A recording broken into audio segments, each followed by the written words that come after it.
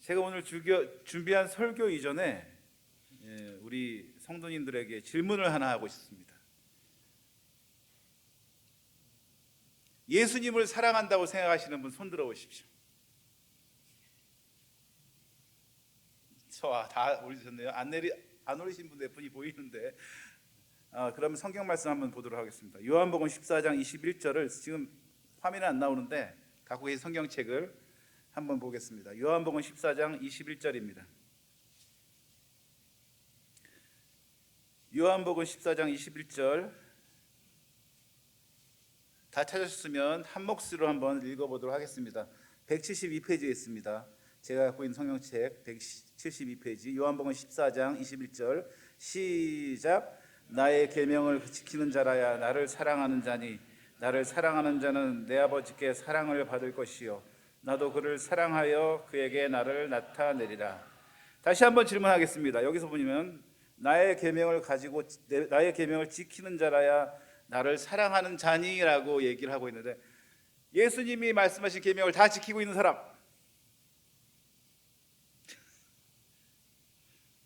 좀 아까 우리가 이렇게 손 들었을 때하고는 전혀 다른 분위기네요.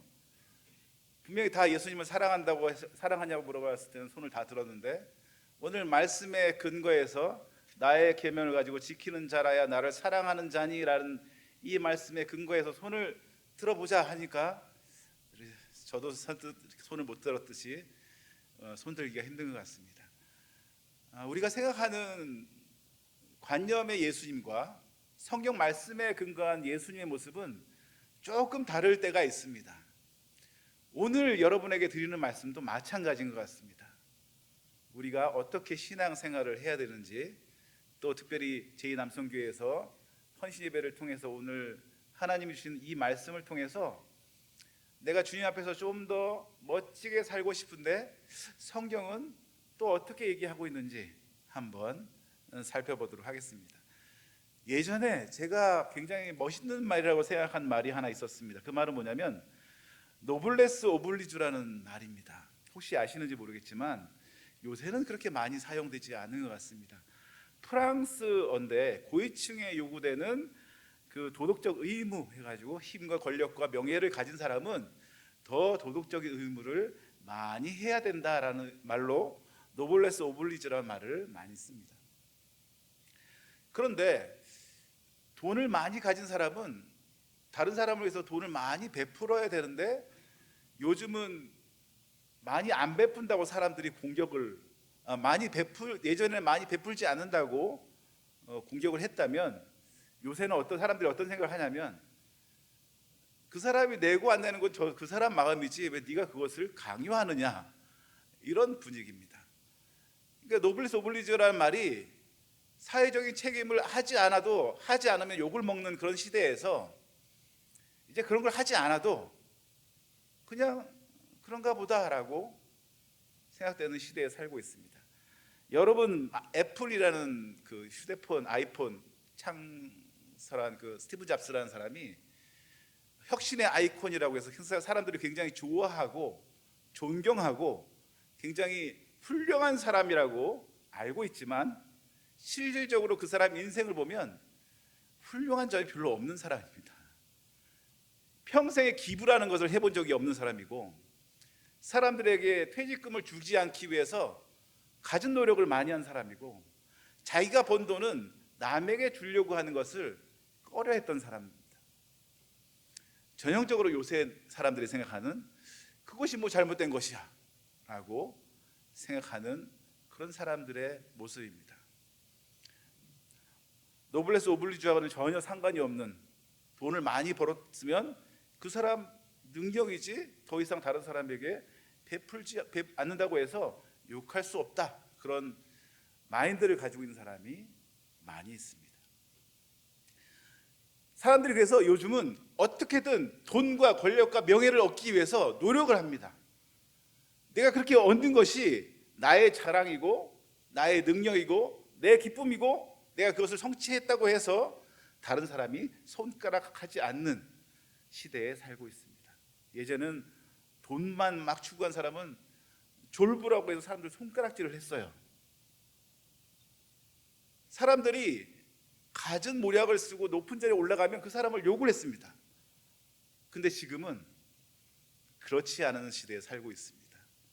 그 사람의 능력이고 그 사람의 힘이고 그 사람의 잘남이라고 사람들이 얘기를 하는 시대에 살고 있는 것입니다. 참 안타까운 생각이 듭니다. 오늘 본문에도 예수님께서 이 말씀을 하신 이유가 무엇이냐면 세대배의 아들들이 예수님께서 찾아와서 예수님 영광을 받으실 그때에 하나는 오른편에 한쪽은 왼편에 앉게 해 주십시오라고 요청을 합니다. 지금으로 말하면 예수님이 이제 권력을 잡으셔서 예루살렘 입성을 해서 왕이 되시면 나는 자위정, 나는 영의정 하게 해주십시오. 이렇게 얘기를 하는 거죠. 근데 그 얘기를 들은 제자들이 어떻게 얘기를 합니까? 어떻게 생각합니까? 격분을 합니다. 왜 격분을 했을까요? 내가 먼저 얘기할 걸.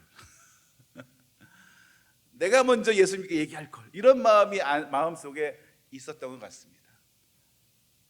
비난을 하고 있지만 세데베 아들 야고보 요한을 비난하고 있지만 내가 먼저 하고 싶었던 말이었는데 저놈들이 먼저 얘기했네. 너무 기분 나쁘다. 이렇게 생각하고 있는 것 같습니다. 하지만 예수님은 그런 뜻이 아니었습니다. 예수님의 영광의 그날은 예루살렘에서 이스라엘 왕이 되는 것이 우리 영적으로 이스라엘 왕이 되는 것도 맞지만 국가적인 이스라엘 왕이 되는 것이 아니었습니다. 실질적으로 예수님은 십자가에 달려 돌아가셨죠. 그래서 이 세베대의 아들이 마태복음에는 세베대의 아들의 어머니가 와서 얘기를 하는 모습으로 나옵니다. 그때 마태복음에 의하면 어머니가 이렇게 얘기하는 거죠. 예수님 못 박힐 때 내 아들 한 명은 오른쪽에 못 박히게 해주시고 한 명은 왼쪽에 못 박히게 해주십시오 라고 부탁하는 거라 마찬가지였던 사실을 몰랐던 것입니다. 예수님의 참뜻을 몰랐기 때문에 예수님의 참뜻을 알았다면 이런 얘기를 하지 않았겠죠. 그렇다 보면 예수님을 3년 동안이나 따라다녔던 그 제자들의 신앙은 형편이 없었던 것 같습니다.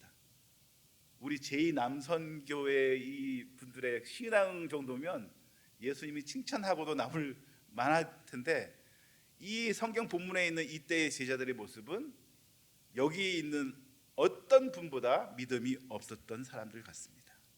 하지만 이 사람들이 이제 성령을 받고 예수님의 부활을 본 이후에 그 삶은 180도로 바뀌어졌던 것을 우리가 알 수 있습니다.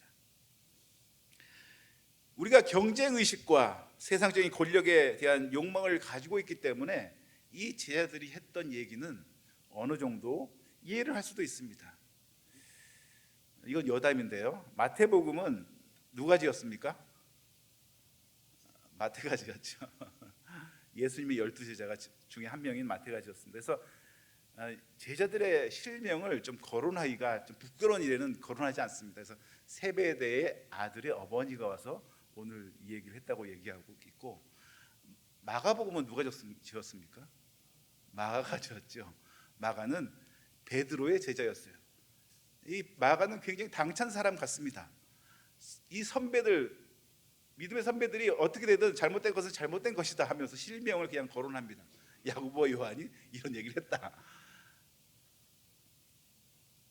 야고보 요한은 이 사건 이후에 많은 그 제자들에게 눈총을 받았을지도 모릅니다. 하지만 예수님은 야고보 요한과 베드로를 너무 사랑하셔서 늘 함께 데리고 다녔습니다. 근데 하나님의 이 나라는 이런 것이 아니다라고 얘기를 하고 있습니다. 예수님은 심각하게 제자들이 잘못된 이 야망을 갖고 있는 것을 아시고 오늘 본문 말씀을 통해서 크고자 하는 자를 어떻게 해야 된다는 것을 자세하게 설명해 주고 있습니다. 하나님 나라에서는 섬기는 자가 크고 종이 되는 자가 으뜸이 된다는 역설적인 모습으로 나타나고 있습니다. 아까 제가 요한복음 14장 21절 말씀 드릴 때 나의 계명을 가지고 지키는 자라 나를 사랑하는 자니라고 말씀을 드렸는데, 오늘 예수님이 하신 말씀을 이 제자들에게 한 말씀이 다라고만 생각하지 말고 나에게 해주신 말씀이다라고 생각하고 오늘 설교 말씀을 들어보시기 바랍니다. 누구나 크고 싶어 합니다. 누구나 높은 자리에 있고 영향력 있는 삶을 살고 싶어 합니다. 그러나 예수님은 다르게 제시하고 있습니다. 너희 중에는 그렇지 아니를지니라고 말씀하시면서 하나님 나라의 질서와 방향, 이것이 세상 거와 다르다라는 것을 말씀하고 있는 것입니다. 지배가 아니라 섬김으로, 명예가 아니라 봉사로, 이익이 아니라 희생으로 너희들이 살아가야 된다라고 말씀하고 있습니다. 첫 번째 따라 하시겠습니다. 지배가 아닌 섬김의 리더. 마가복음 10장 42절 43절을 한 목소리로 읽어보도록 하겠습니다. 시작.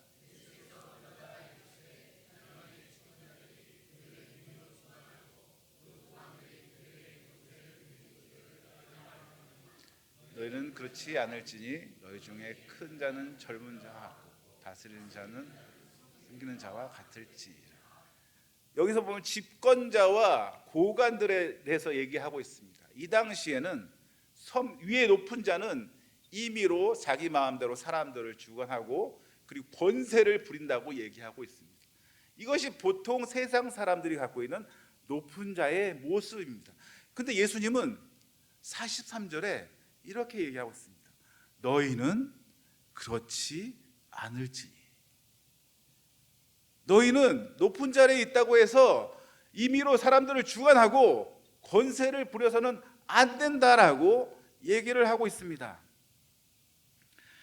우리 뉴스에 보면 굉장히 자기가 지위가 높다는 이유로 사람들을 하대하고 굉장히 나쁜 모습을 통해서 미디어에서 지탄을 받았던 사건들을 많이 우리가 보고 있습니다. 예전에 땅콩 회항 사건이라든가 아니면 운전사를 굉장히 그 모욕을 주고 힘들게 했던 그 모습이 이제 녹취를 되면서 드러나면서 사람들에게 알려지면서 지탄을 받았던 거. 그리고 요새 남양유업이라는 그 회사도 젊은 임직원이 그 나이든 지사장에게 막말을 하고 욕을 하고 하는 것이 드러나면서 지금도 남양 그 우유가 지금 불매운동을 하고 있지 않습니까?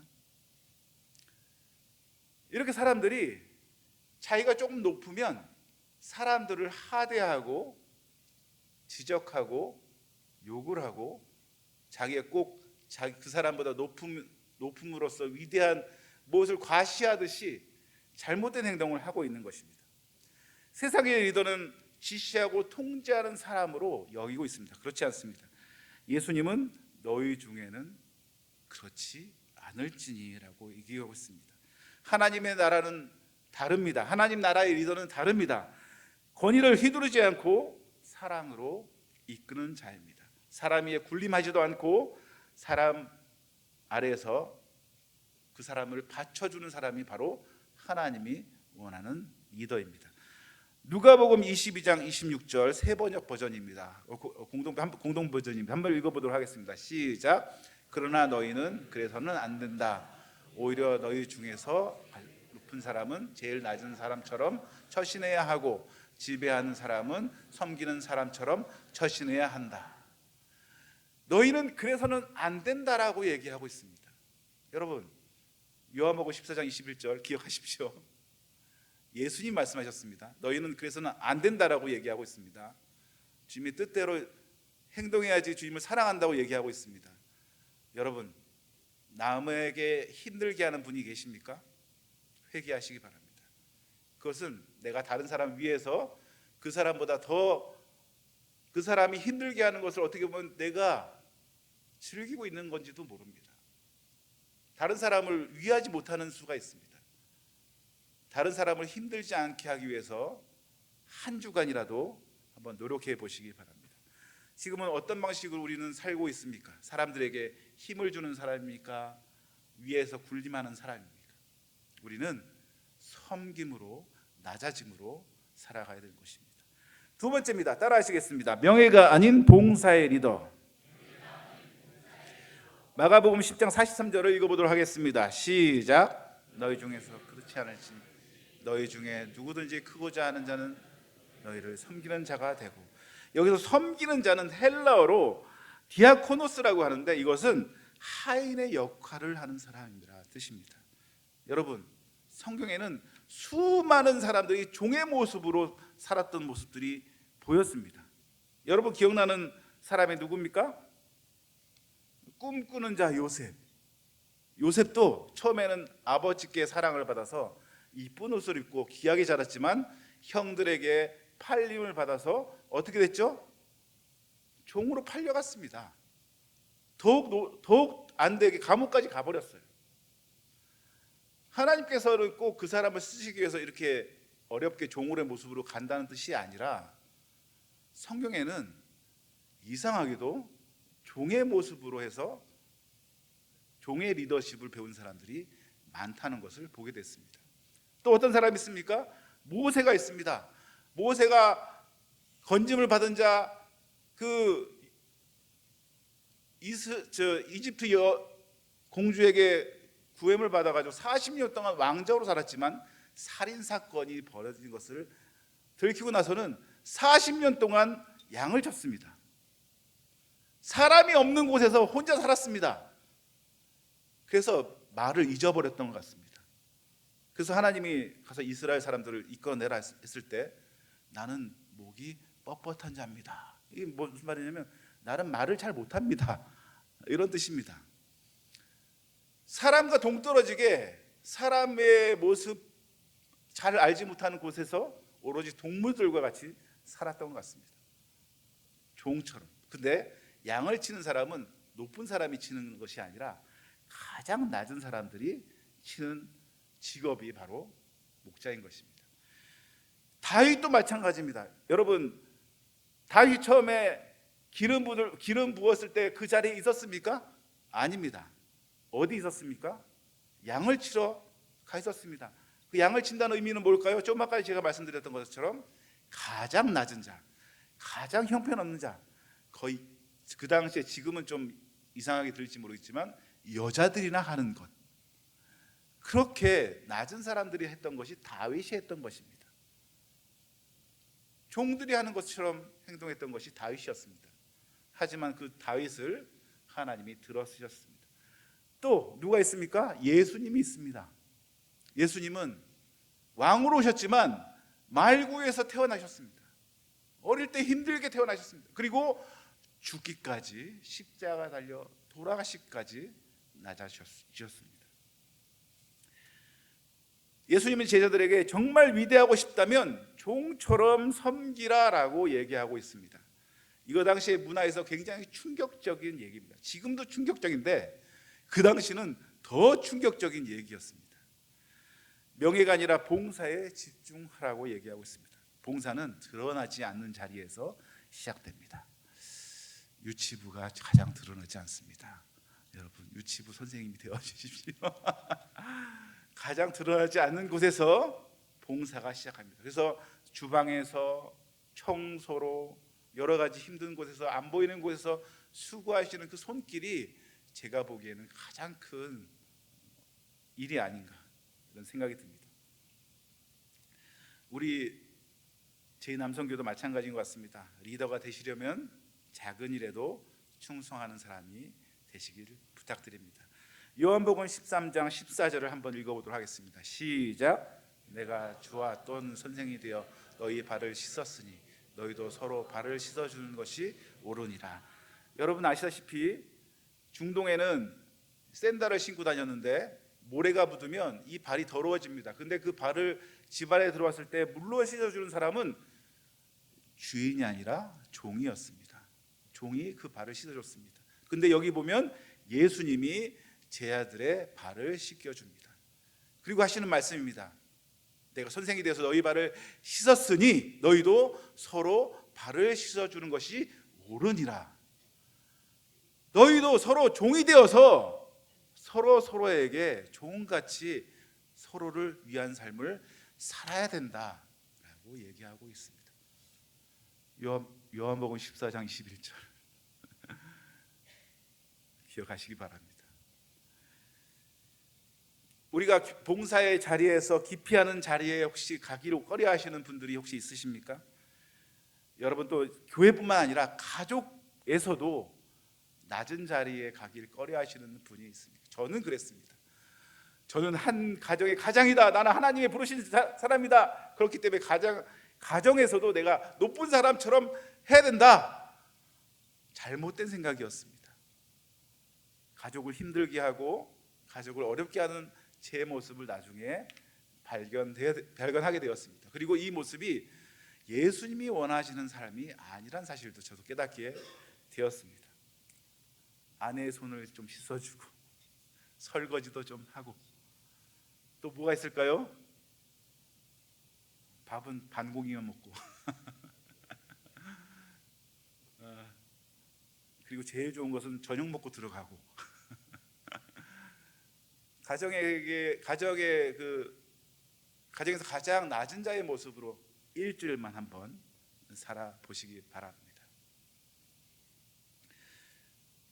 세 번째입니다. 이익이 아닌 희생의 리더.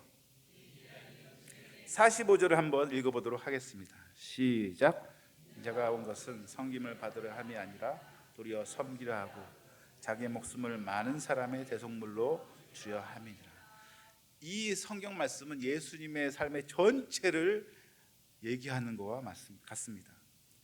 예수님은 이로써 사람들을 부리는 사람이 아니고 자기 목숨을 내어주어서 희생의 리더십으로 나가셨던 분이십니다. 대속물이라는 그 단어가 있는데, 이것은 죄인 대신 값을 치르고 자유를 주는 희생 제물을 얘기하고 있습니다. 예수님은 계산적으로 살지 않으셨던 것 같습니다. 내가 이만큼 했으니까 너도 이만큼 해 라는 삶이 아니었습니다. 너희는 아무것도 하지 않아도 된다, 내가 먼저 다 해줄게, 이런 모습으로 살았던 것 같습니다. 저는 요새 이런 모습으로 살려고 노력합니다. 제 셋째 넷째가 이제 고3입니다. 열심히 공부를 해야 되는데도 불구하고 그렇지 않은 모습이 보이면, 예전 같으면 막 한 소리가 나오고 내 입술에서 그 아름답지 않은 말이 막 나왔을 것입니다. 근데 지금은 조금 말을 가려서 하려고 노력합니다. 지금 그렇게 있는 시간이 꽤 오래된 것 같은데 뭘 해야 되지 않니?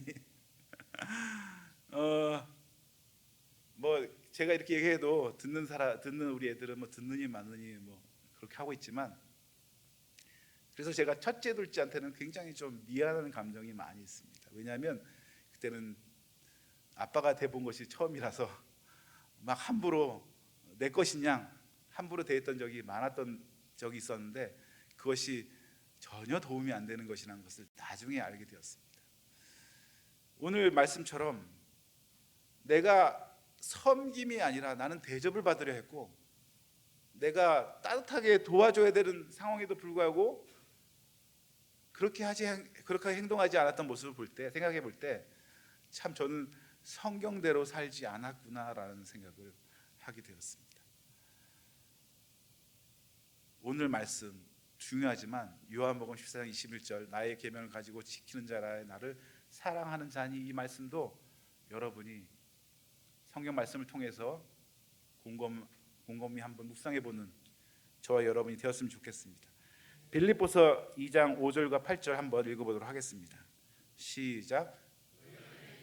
품으라 곧 그리스도 예수의 마음이니 그는 근본 하나님의 본체시나 하나님과 동등됨을 취할 것으로 여기지 아니하시고, 그 다음 읽으십시오.